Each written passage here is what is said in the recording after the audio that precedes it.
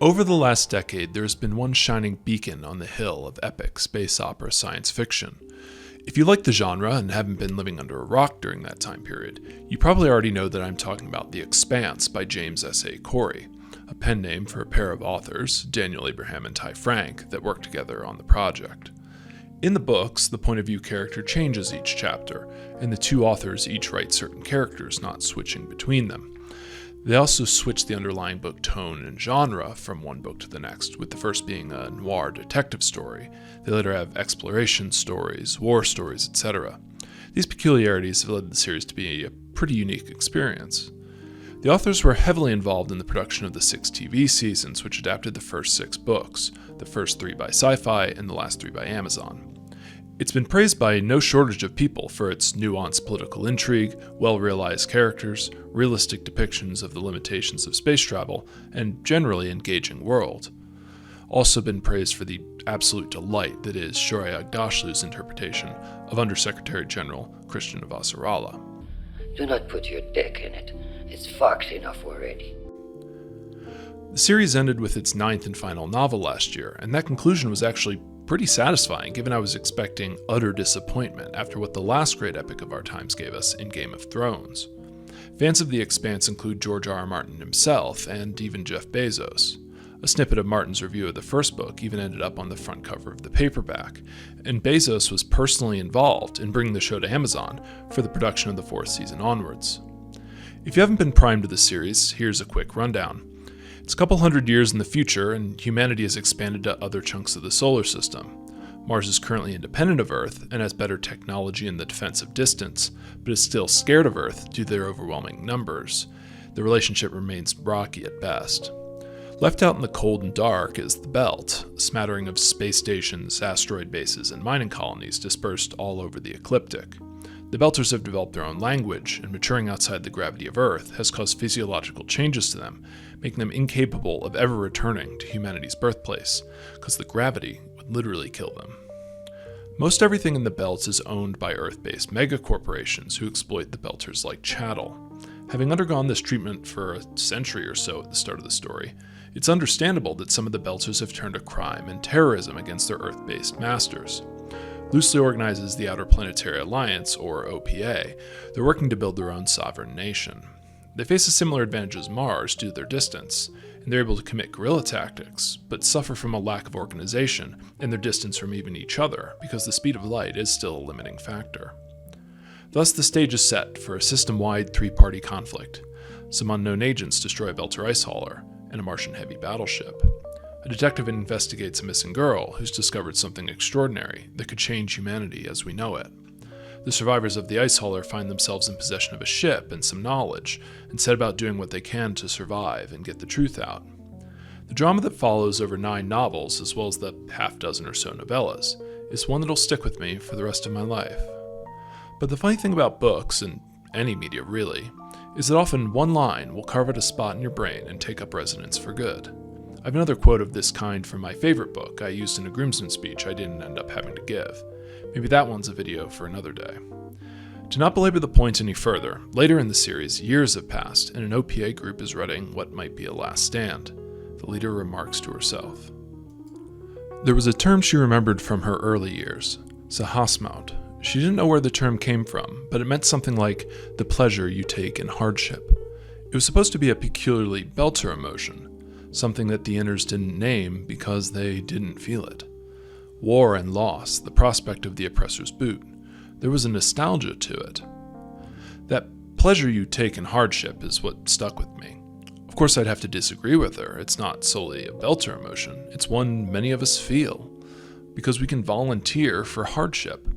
Why do we take on a challenge and struggle through it? Is it that feeling of throwing up a fist in victory? To better yourself and prove your own determination? Is it to prove the same to others? Even when we're forced to do something, do we not try to rationalize it or derive some meaning from it? Of course, these authors were not the first to lay down this idea, and it jumped right back to the front of my brain when I recently read an essay by Albert Camus, spelled C-A-M-U-S. He's one of the philosophers and writers that is most closely linked with the philosophy of absurdism, which attempts to square the circle between our rational minds and the irrational world. It caused him to love life in an inordinate way, finding it the only way to fight back against that irrational world. He was unfortunately lost to a car accident at age 46, but not before acquiring a Nobel Prize in Literature. He was initially a friend of Jean-Paul Sartre, at least until Sartre started simping for Stalin, and so has a few ideas that might be confused with existentialist ones, but they diverge on several key points.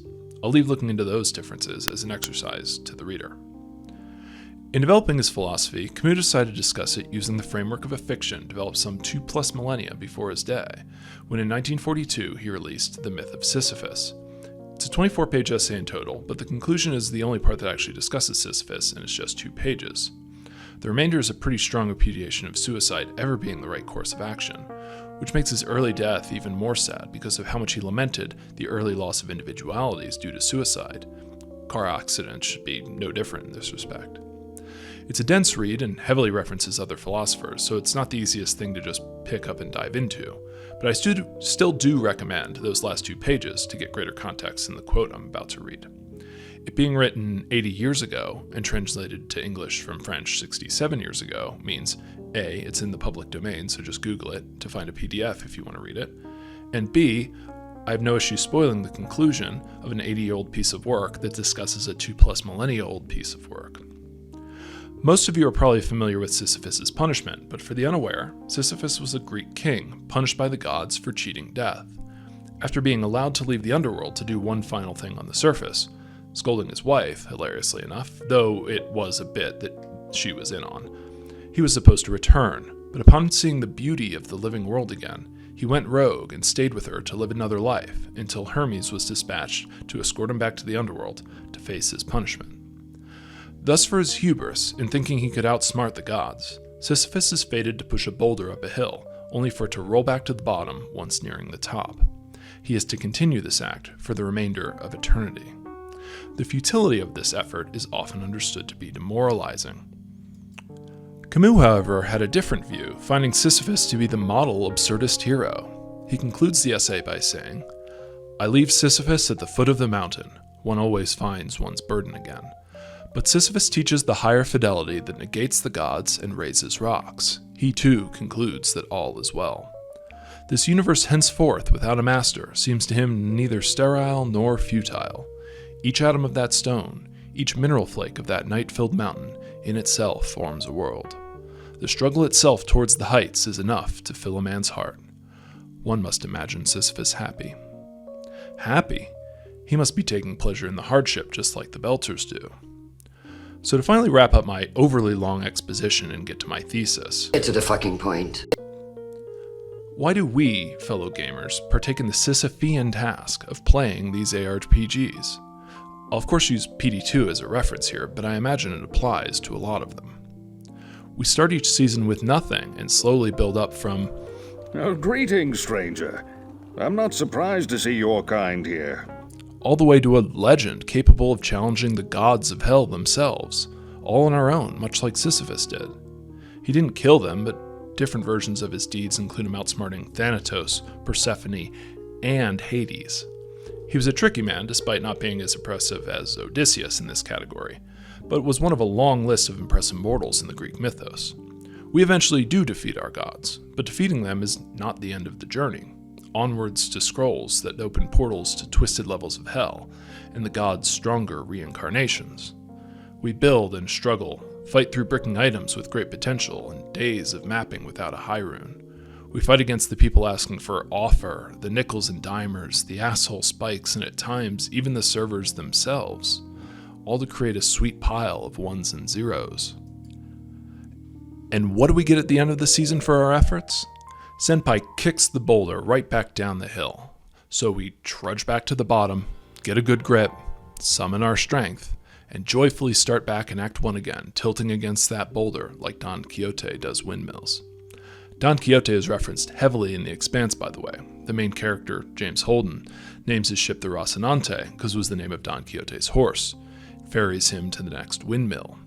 Holden keeps jumping into conflicts with incredible odds against him just because he thinks he's doing what's right and following his morality. Might one call Don Quixote Sisyphean, continuing this futile task? Camus at least mentions Quixote in the essay, noting the comparison. To get back on point again, why do we do it? Well, as you've most certainly seen coming, we do it because we're taking pleasure in the hardship. It's that struggle to improve the character that makes it worth the effort. If gearing a character only took 5 hours, we'd play for 6 because we're running around seeing the cool stuff we can do in that last hour. Then we'd quit because there's no more struggle. If it was way too easy to make an insane character, we wouldn't dump the days and weeks into completing them because it wouldn't be worth the time. You can build an insane build on Pluggy or during the beta, but you're not going to have the enjoyment you would get from playing and building it yourself. This is, after all, an action role-playing game. You're supposed to have some sort of affinity to your character, and I never feel one if I just get all the gear and experience for free. I think that's most of why I almost never get my characters rushed, preferring to walk all 3 difficulties myself. It's why we play in ladder seasons, to reset and build new characters and get that experience of growing with them again. But because there are highs and lows both, maybe not always in equal measure, we keep coming back. In fact, I'd say it's more the frustration that makes the joy of that burr rune drop all the more potent. Unfortunately, that ecstasy only lasts so long until we're wondering where that next drop is. But as the old Bob Ross quote goes, put light against light and you have nothing. Dark against dark, nothing. It's the contrast of light and dark that each give the other one meaning. But when we reach the end of our season-long journey, what do we remember? Probably not the rage on bricking great items, though the memory of at least one of those might stay. Hey David, how's your perfect ethereal stonecrusher from last season doing? We probably also won't remember a Saturday where we ran 20 maps without a high rune, even though we found plenty of worldstone shards and other stuff worth mal ist or so. I know from this season I'll remember that day 2 burr rune, the Zod that I found when I had the crew on voice with me, the level 8 Templars might I found. How awesome shared stash is. I'll remember creating a sweet tank assassin and her beefy chest worth 450 life, and actually being able to make a tank without a shield that deals elemental damage, like I'd never gotten to play in D2 before Senpai and team arrived. It's a class I'd heavily enjoyed before in the likes of D&D's 4th edition Genasi Sword Mage. Let me know in the comments what you'll remember from Season 5. And all those memories are possible because of the struggle, because we're only actually experiencing those sick drops for a few minutes to hours of the season, depending on how long that high lasts. The rest is the grind to get to those drops. It's a little bit like space travel. The expanse of space is big and empty. You'll experience a whole lot of nothing, occasionally punctuated by incidents or places of intense excitement.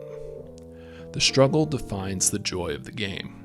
Killing a whole bunch of monsters is enjoyable on its own, sure, but we're really here to get on the quest to get the loot, improve our tunes, and push that boulder one more foot up the mountain.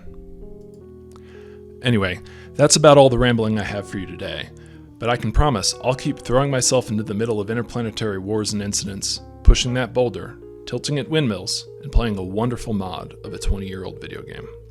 Thanks for watching what was mostly a recommendation for the Expanse. I hope you all have been taking pleasure in the hardship this season, and hopefully that boulder's been just a little bit lighter, thanks to Player's 5 maps. I'll see you in Sanctuary. And go read the Expanse.